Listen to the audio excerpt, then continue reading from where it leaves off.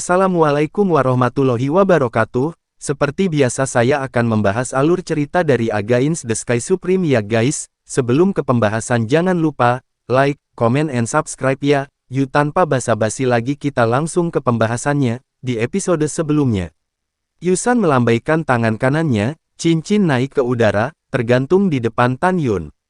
Coba lihat, ucap Yusan. Tidak, Tan Yun berkata sambil tersenyum. Bawahan ini percaya bahwa uangnya tidak salah, ucap Tan Yun. Mari kita mulai, ucap Yusan. Setelah Yusan mengambil cincin leluhur ke tangannya, tepat setelah dia selesai berbicara, penjaga lapis baja emas membuka mulutnya dan mengeluarkan raungan seperti binatang buas. Hancurlah, aku akan mengalahkanmu sampai mati, ucap Yusan.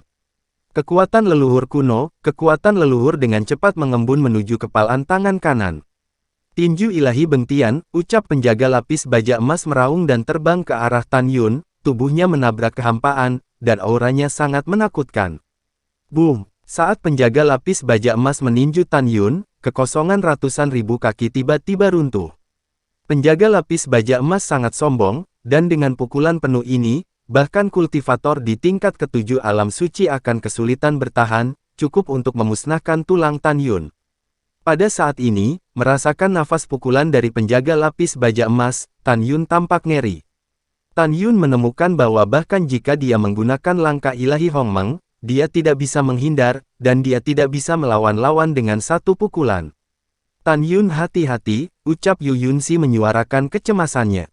Pada saat kritis ini, mata Tan Yun berkilat tajam, telapak tangan kanannya tiba-tiba didorong keluar dari udara, dan dia berteriak keras.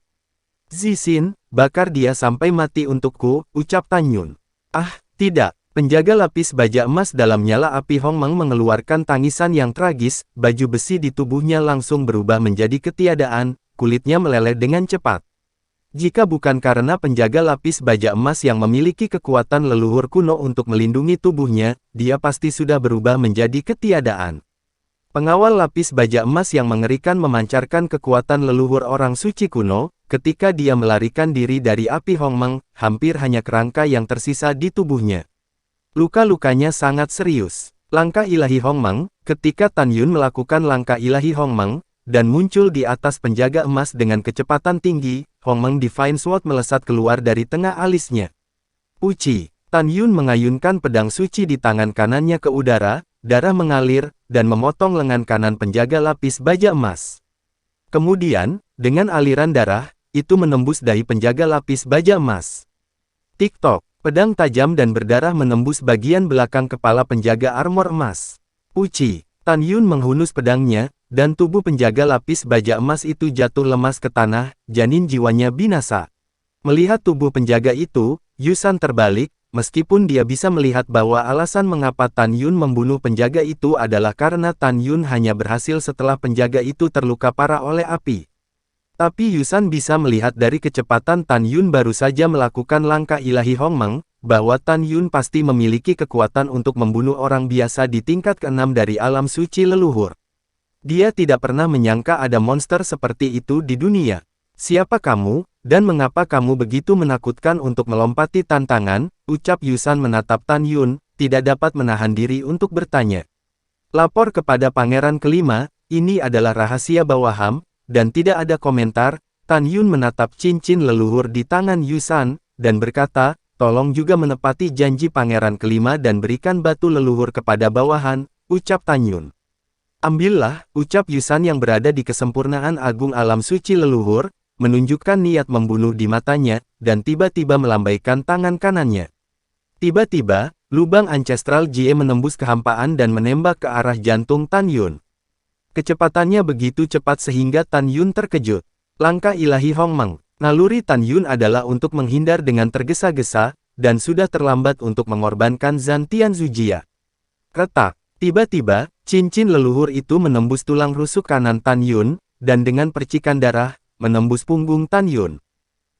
Tan Yun mengeluarkan seteguk darah, menutupi dadanya dengan tangan kanannya, dan menatap Yusan. Dia menekan amarah yang akan meledak di hatinya dan tetap diam. Jika dia tidak menghindar tepat waktu, jantung akan tertusuk oleh cincin leluhur. Xiao Zhang, bagaimana lukamu? Ucap Yu Yunxi dan Si Huarong memucat, dia memberi kilatan dan mendukung Tan Yun. Jangan khawatir, aku baik-baik saja. Dengan darah mengalir dari sudut mulut Tan Yun, dia tersenyum dan berkata, terima kasih Putri Ketujuh, atas perhatianmu, ucap Tan Yun. Kamu akan baik-baik saja. Setelah Yuyun menjawab, dia tiba-tiba menoleh ke belakang, menatap Yusan, dan berkata dengan dingin, Yusan, kamu sangat hina, ucap Yuyunsi. Yusan mendengus dingin dan berkata, Saudari Putri Ketujuh, kamu tidak melihat saudara laki-laki ini karena bajingan ini, mungkinkah kalian berdua berselingkuh, ucap Yusan.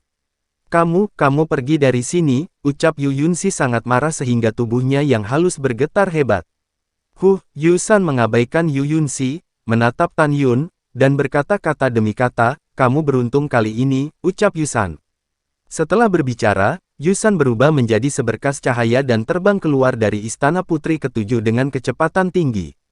Tan Yun mengepalkan tinjunya dan berkata dengan sungguh-sungguh, Yusan, aku bersumpah demi Tan Yun, suatu hari aku akan menginjakmu dan membunuhmu, ucap Tan Yun.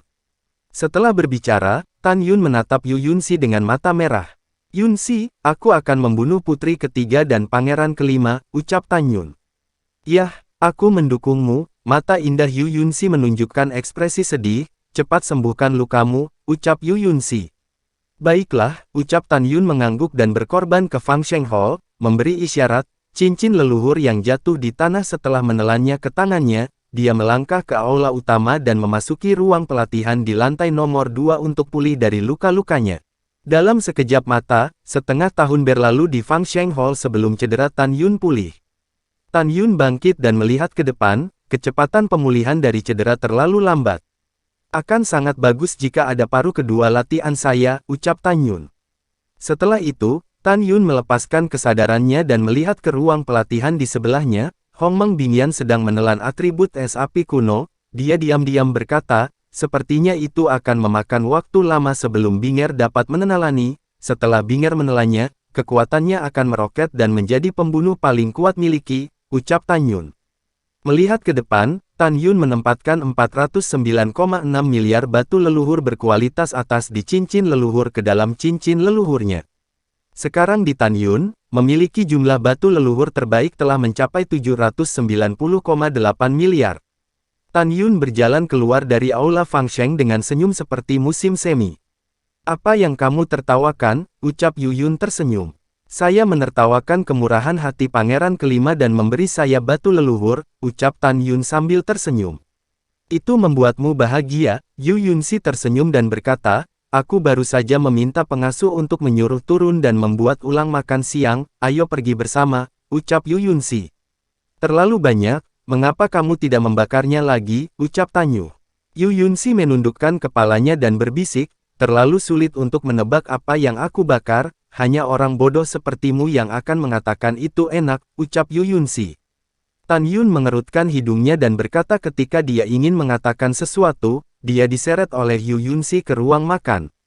4 jam kemudian, malam tiba, di Istana Kekaisaran, di Aula 95 Kaisar. Helian Mengde, dia dengan hormat berkata kepada Kaisar Besar Shizu, aku ingin tahu apa yang Kaisar Agung cari dari bawahan, ucap Helian Mengde. Kaisar Besar Shizu sepertinya mengingat sesuatu, dengan sedikit kecabulan di matanya, kata-kata itu Anda telah menyampaikannya atas nama Fang Zixi kemarin, Kaisar Agung memikirkannya itu sudah hilang. Anda mengirim seseorang ke kuil Tianmen dan memberitahu kepala istana Fang bahwa Kaisar ini dapat setuju untuk memberi murid kuil Tianmen tempat untuk memasuki makam Dewa Surga menelan untuk berburu harta karun. Namun, kepala istana Fang harus menikahi Kaisar ini, ucap Kaisar Shizu. Kaisar Shizu telah lama mendambakan Fang Zixi, dan setiap kali dia memikirkan sosok menarik Fang Zixi, mulutnya menjadi kering. Kaisar Agung, apakah Anda mencoba membunuh 2 burung dengan 1 batu, ucap Helian Mengde. Itu benar, mata Kaisar Besar Shizu berkedip, Fang Zixi dilahirkan dengan hati yang buruk, dan obat ajaib yang benar-benar menyembuhkan hatinya ada di makam Dewa Menelan Surga. Kaisar Agung berharap suatu hari dia akan memintalah bantuanku. Dia adalah kecantikan nomor 1 kuil Tianmen, dan Kaisar telah mengaguminya sejak lama. Jika aku bisa mendapatkannya, itu akan dianggap memuaskan keinginan Kaisar. Dan selama aku mendapatkannya, hari di mana gerbang Dewa Istana akan dimiliki oleh Kaisar Agung. Pada saat itu, Kaisar Agung akan memerintahkan dinasti leluhur benua barat dan Istana Ilahi Tianmen, memilih waktu yang baik, dan menghancurkan Bliss Shenzong, dan selesaikan hegemoni penyatuan wilayah Dewa Benua Barat, ucap Kaisar Agung Shizu. Helian Mengde mengangguk dan berkata, apa yang dikatakan Kaisar Agung sangat benar, begitu Anda mendominasi alam Dewa Benua Barat, 3 benua, alam dewa akan takut dengan kekuatanmu. Pada saat itu, kita dapat merencanakan bagaimana menaklukkan alam dewa 3 benua lainnya, dan akhirnya menyelesaikan hegemoni yang luar biasa, ucap Helian Mengde. Setelah mendengarkan, Kaisar Besar Shizu mengangguk dan berkata, kamu benar, jadi pernikahan adalah langkah pertama bagi kita untuk mendominasi dunia, dan itu harus berhasil. Baiklah, biarkan masalah ini ditangani oleh Anda, dan lakukan segala yang mungkin untuk membujuk Fang Zixi untuk setuju dengan pernikahan, ucap Kaisar Shizu. Helian Mengde dengan hormat berkata, jangan khawatir, bawahan 80% pasti akan memfasilitasi pernikahan, ucap Helian Mengde. Oke, Kaisar Agung Shizu sangat gembira, Kaisar Agung akan menunggu kabar baikmu, ucap Kaisar Agung. Baik, bawahan akan pergi ke Istana Dewa Tianmen, ucap Helian Mengde. Oke, ayo pergi, ucap Kaisar Besar Shizu tersenyum. Bawahan pensiun, ucap Helian Mengde berbalik dan berjalan keluar dari Aula 9 Kaisar Agung. Setelah Helian Mengde pergi, Kaisar Agung Shizu memikirkan penampilan Fang Zixi dan berkata pada dirinya sendiri. Fang Zixi, sejak pertama kali melihatmu 30 juta tahun yang lalu, Kaisar Agung telah jatuh cinta padamu. Cepat atau lambat kamu akan menjadi milik Kaisar Agung, hahaha, hahaha, ucap Kaisar Shizu. Pada saat yang sama, di kota leluhur Shizu dan di rumah Agung Dongzhen, Qikong melangkah ke aula pertemuan, membungkuk kepada seorang pria parubaya kekar yang duduk, dan berkata, saya telah melihat ayah, saya tidak tahu apa yang ayah saya cari, ucap Qikong. Pria parubaya yang tidak marah dan sombong, itu adalah Qilong, Marsekal Dongzhen yang terkenal, yang kekuatannya tak terduga. Konger, Kaisar telah menjawab lamaran ayah, ucap Qilong. Ayah, apa yang Kaisar katakan, ucap Qikong tampak bersemangat dan menantikannya. Dia tidak setuju di permukaan, tapi sebenarnya dia setuju, ucap Qilong sambil tersenyum. Qikong tidak sabar untuk bertanya, apa yang ayah katakan, ucap Qikong.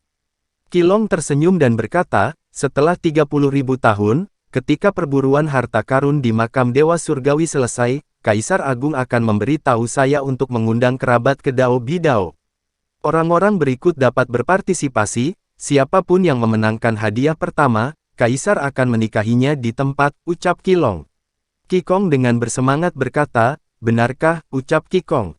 Tentu saja benar, Qilong berkata dengan ramah, apakah mungkin ayah membohongimu, ucap Qilong. Ini terlalu baiklah, ucap Qilong. Mata Qikong menunjukkan ekspresi penghinaan terhadap dunia, ayah, anak ini hanya di tingkat pertama dari alam Tao. Setelah 30.000 tahun di luar, anak ini telah memasuki senjata ajaib ruang waktu untuk berlatih. Bahkan jika anak ini hanya dipromosikan ke tingkat ke-7 alam Tao, anak ini tak terkalahkan. Putri ke-7 dan anak ini sudah pasti menikah, ucap Qikong. Qilong berkata dengan sungguh-sungguh, Konger, ayah tahu bahwa kamu menyukai putri ke-7, tetapi kamu harus tahu bahwa kamu menikahi putri ke-7, tidak hanya untuk cinta anak-anak, tetapi juga untuk harapan untuk masa depan keluarga.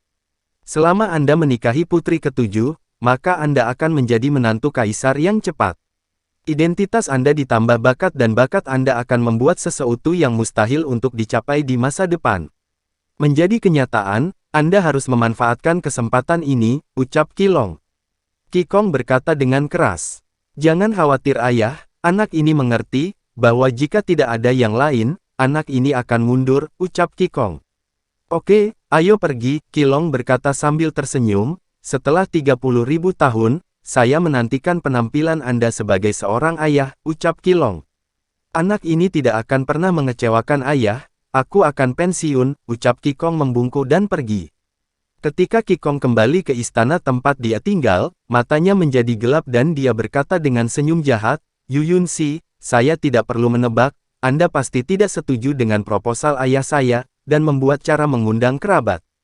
Kamu tidak menatap mataku pada hari kerja, dan aku akan memenangkan kejuaraan di masa depan.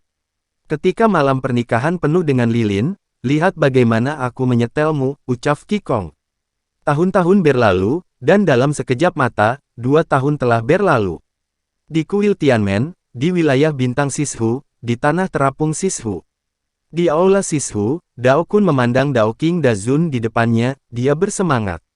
Seluruh tubuhnya gemetar, dia membungkuk dalam-dalam dan berkata, Dao Kun telah melihat Sishu, ucap Dao Kun. Itu benar, Dao Qing Dazun adalah saudara junior dari Master Bintang 4 Keterampilan, dan juga saudara junior dari Guru Dao Kun. Tidak ada upacara, ucap Dao Qing Dazun tersenyum ramah. Baik Sishu. Setelah Dao Kun berdiri tegak, ekspresinya masih bersemangat, Paman Guru, aku belum melihatmu selama ribuan tahun, aku sangat merindukanmu. Kemana saja kamu, ucap Dao Kun. Dao Qing Dazun berkata, tahun-tahun ini, lelaki tua ini telah tinggal di dinasti leluhur Shizu, berkhotbah kepada putri ketujuh, ucap Dao Qing.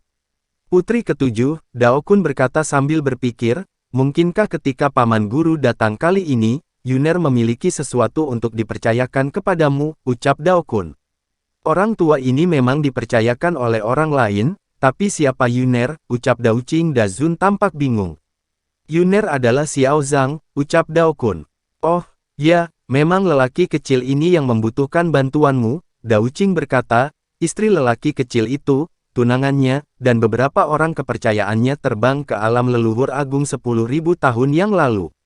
Xiao Zhang, meminta tolong padamu untuk membantu mengirim seseorang untuk pergi ke bagian timur wilayah Dewa Benua Timur untuk menemukannya. Ini adalah gambar ingatan para wanita itu, ucap Dao Qing.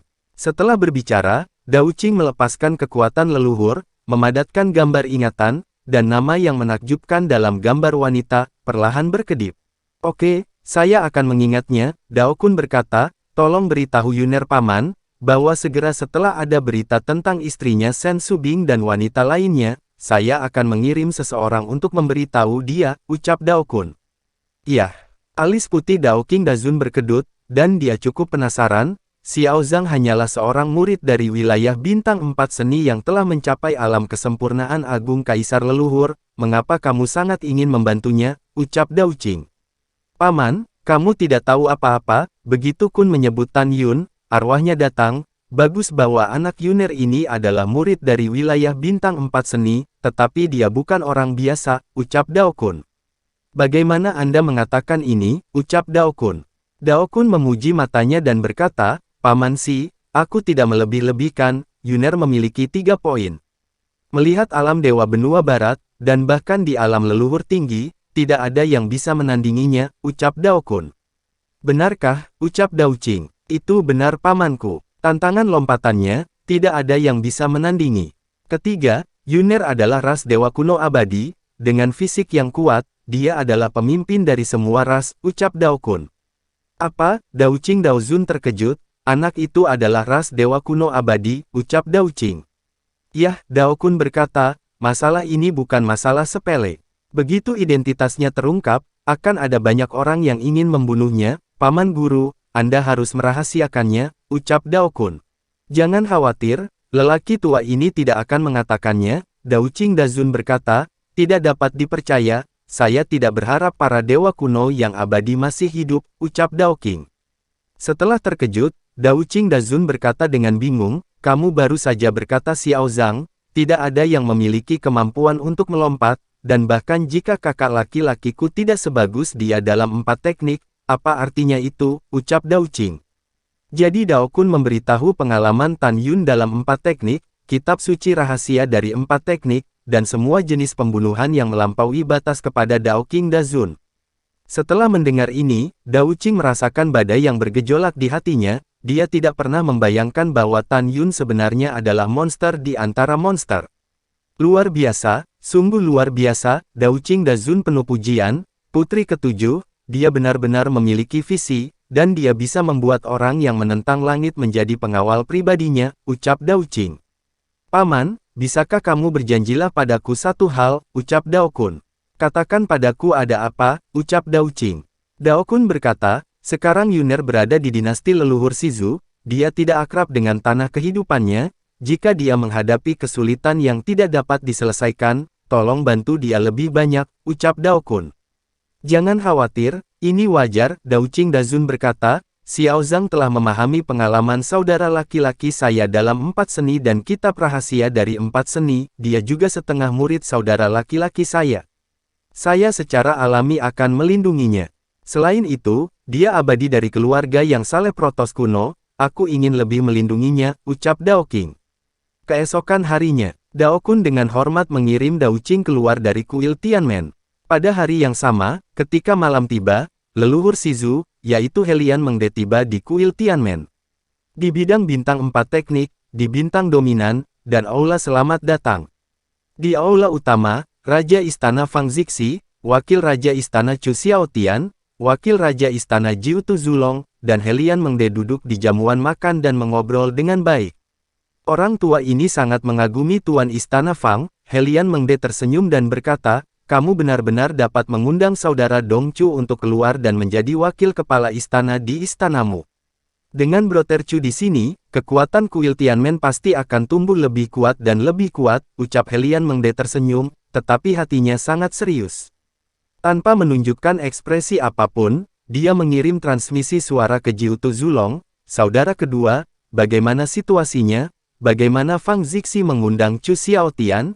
Ketika Kaisar Agung Shizu ingin mengundangnya keluar dari gunung, dia menolak tanpa berpikir, ini sudah berakhir, ucap Helian Mengde. Mendengar ini, Jiutu Zulong berkata melalui transmisi suara, kakak, kamu tidak tahu apa-apa, ayah Chu Xiaotian dan Fang Zixi memiliki hubungan pribadi yang baik. Sebelum ayah Fang Zixi meninggal, dia mempercayakannya kepada Chu Xiao, begitu dia menghadapi kesulitan, Chu Xiaotian pasti akan membantu. Kakak, Fang Zixi menyadari bahwa saudara kedua saya adalah milik Kaisar Besar Shizu, jadi dia mengundang Chu Xiaotian, ucap Zulong. Oh jadi begitu, oke, saya tahu, Helian Mengde berkata melalui transmisi suara, untuk saat ini, pertahankan pasukan, Kaisar Agung memiliki strategi baru untuk membunuh 2 burung dengan 1 batu, ucap Helian Mengde. Sama seperti kedua bersaudara itu bersumpah secara diam-diam, Fang Zixi tersenyum dan berkata, hebat diabadikan, apakah Anda membawa kabar baik kepada Tuan Istana ini ketika Anda datang kali ini, ucap Fang Zixi. Iya, itu memang kabar baik, Helian Mengde menyesap anggur dan berkata sambil tersenyum, Kaisar kami setuju, kami dapat memberikan murid istana Anda memiliki kuota untuk memasuki makam Dewa Menelan Surga, ucap Helian Mengde. Bagus sekali, ucap Fang Zixi sangat gembira. Tapi, Helian Mengde berkata, tetapi Kaisar kami memiliki syarat, tentu saja, kondisi ini bermanfaat bagi istana kami dan istana Anda, ucap Helian Mengde. Bibir Fang Zixi terbuka ringan, tolong katakan, ucap Fang Zixi. Helian Mengde berkata, Tuan Istana Fang, Kaisar kami telah mencintaimu sejak lama, dan syarat yang dia ajukan adalah pernikahan, ucap Helian Mengde. Apa? Fang Zixi tiba-tiba berdiri, senyumnya menghilang, dan berkata dengan dingin, dia ingin membiarkan Tuan Istana menikah dengannya, ucap Fang Zixi. Tuan Istana Fang, jangan marah, tolong dengarkan orang tua ini dulu. Dengarkan orang tua ini berbicara perlahan. Helian Mengde berkata, Tuan Istana, pikirkan bahwa Shenzong of Ultimate Bliss memiliki posisi dominan sekarang, dan hanya dinasti saya dan istana Anda yang dapat bergabung untuk bersaing dengannya. Jika hubungan aliansi biasa sulit untuk diandalkan, dan ada banyak variabel, hanya Anda dan Kaisar kami yang menjadi suami dan istri, maka tidak akan ada kekhawatiran. Ambisi bahagia Shenzong Langzi, cepat atau lambat, mereka pasti akan mulai melawan 2 kekuatan utama kita. Dan Guigong adalah yang paling dekat dengan Bliss Shenzong, dan kekuatannya adalah yang terakhir dari 3 kekuatan utama. Begitu Shenzong yang ekstrim ingin mendominasi wilayah Dewa Benua Barat, ia pasti ingin menembak Guigong. Meskipun saudara Chu ada di istanamu, itu sudah akan dihancurkan oleh pembantaian Shenzong of Ultimate Bliss. Mungkinkah Tuan Istana Fang, demi keegoisannya sendiri, membiarkan kehidupan istanamu hancur? Selanjutnya, ketika Kaisar kami melihatmu untuk pertama kalinya, dia jatuh cinta padamu pada pandangan pertama. Dia tidak pernah menikahimu karena pernikahan, tetapi karena cinta sejati. Tuan Istana Fang, jangan buru-buru menolak dulu, pikirkan baik-baik, dan berikan jawaban di masa depan, ucap Helian Mengde. Mendengar ini, Fang Zixi merasa tidak berdaya untuk sementara waktu, dia mengerutkan kening, dan diam-diam berkata, "Ya, bagaimana saya bisa mengorbankan kehidupan seluruh istana untuk kebahagiaan saya sendiri? Selain itu, api beracun hatiku yang ganas telah mencapai titik di mana ia tidak dapat ditekan, itu akan memakan waktu paling lama 50.000 tahun. Jika aku masih tidak bisa mendapatkan yang Sencao murni, aku pasti akan mati. Apa yang harus saya lakukan? Siapa yang bisa memberitahu saya apa yang harus dilakukan?" ucap Fang Zixi di dalam hatinya. Memikirkan hal ini, Fang Zixi duduk di kursi dengan lemah. Di sampingnya, Chu Xiaotian mengerutkan kening dan tampak sangat serius. Zulong berkepala 9 berkata, "Tuan Istana, ini masalah besar, jadi pikirkan tentang itu," ucap Zulong. "Yah, aku mengerti," ucap Fang Zixi menghela nafas. "Tuan Istana Fang, terima kasih atas keramahan Anda, saya memiliki sesuatu yang penting untuk dilakukan, jadi saya akan pergi dulu." Pada saat ini, Helian Mengde berdiri dan mengepalkan tinjunya. "Oke, karena ada sesuatu yang berhubungan dengan persembahan besar, maka Tuan Istana tidak akan tinggal lagi, aku akan mengirimmu," ucap Fang Zixi bangkit. "Tuan Istana Fang tinggal, lelaki tua ini bisa pergi sendiri," ucap Helian Mengde tertawa. "Baiklah." Fang Zixi memandang Chu Xiaotian ke samping, "Paman Chu, antar persembahan besar," ucap Fang Zixi. Oke, kemudian Chu Xiaotian pergi bersama Jiutu Zulong dan Helian Mengde. Alasan mengapa Helian Mengde tidak menyerang saat setrika panas dan membujuk Fang Zixi untuk menyetujui pernikahan adalah kejeniusannya. Dia tahu bahwa menekan terlalu keras akan menjadi bumerang. Lebih baik memberi Fang Zixi cukup waktu untuk memikirkannya, dia sangat percaya bahwa Fang Zixi, seorang wanita yang sangat mementingkan persahabatan, tidak akan mengabaikan seluruh kuil Tianmen untuk perasaan pribadinya. Selain itu, dia tahu bahwa Fang Zixi perlu menelan obat ajaib di makam para dewa untuk menyelamatkan hidupnya, tetapi dia sengaja tidak menyebutkannya, yang juga merupakan kelihayannya.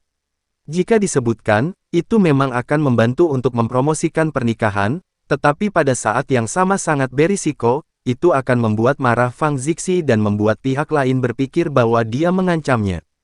"Kamu harus mengucapkan selamat tinggal kepada saudaramu sejauh 1000 mil, dan menjaga kakakmu," ucap Jiutian Zulong mengepalkan tinjunya ke arah Helian Mengde. "Kakak kedua, jaga dirimu juga." Helian Mengde menangkupkan tangannya dan menghadap Chu Xiaotian, "Kakak Chu tolong bujuk Master Istana Fang. Saya menggunakan kepribadian saya untuk menjamin bahwa Kaisar Agung kita menikahi Master Istana Fang itu bersikap sangat baik padanya, dan dia masih berada di kuil Tianmen, dan tidak akan meninggalkan sektenya karena pernikahan. Saudara Chu mengerti bahwa dunia akan berada dalam kekacauan, dan satu-satunya cara bagi kepala Istana Fang dan kami Kaisar Agung adalah menikah. Jika Anda dapat bersaing dengan kamar Bliss Shenzong, jika tidak, konsekuensinya tidak akan terbayangkan," ucap Helian Mengde. Mendengar ini, Chu Xiaotian mengangguk, "Saya mengerti kebenarannya." "Saudara Helian berjalan perlahan," ucap Chu Xiaotian. "Selamat tinggal," ucap Helian Mengde berubah menjadi seberkas cahaya, menghilang di ujung langit. 3 jam kemudian, malam menyelimuti langit dan bumi, malam tak berbintang dan gelap gulita seperti tinta. Di bintang dominan, di aula dewan, Fang Zixi dan Chu Xiaotian saling memandang. "Paman Chu, katakan padaku apa pendapatmu," ucap Fang Zixi. Chu Xiaotian berkata dengan jujur, "Tuan Istana, masalah pernikahan sangat penting, terlepas dari kebahagiaan Anda, hanya ada kelebihan dan tidak ada kerugian. Jika Anda ingin menikah, satu-satunya hal yang perlu Anda perhatikan adalah berhati-hati, Kaisar Agung Shizu dan ambil kesempatan untuk mencaplok istana Dewa Gerbang Surgawi saya," ucap Chu Xiaotian. Wajah Fang Zixi yang menakjubkan sepucat kertas, "Paman Chu berarti Anda setuju dengan pernikahan itu," ucap Fang Zixi. "Apa yang bisa saya lakukan jika saya tidak setuju?" Chu Xiaotian menghela nafas dan berkata, "Apakah kamu ingin aku melihatmu mati? Jika kamu tidak menikah, para murid istanaku tidak akan bisa memasuki makam dewa menelan surga untuk menemukan pure yang Divine Grace untukmu, dan tekan hatimu yang ganas dan api beracun. Zixi, Paman menanyakan sesuatu padamu, kamu harus menjawab dengan jujur," ucap Chu Xiaotian. "Lalu setelah itu, bagaimanakah kelanjutan ceritanya?" Next di episode berikutnya ya. Wassalamualaikum warahmatullahi wabarakatuh.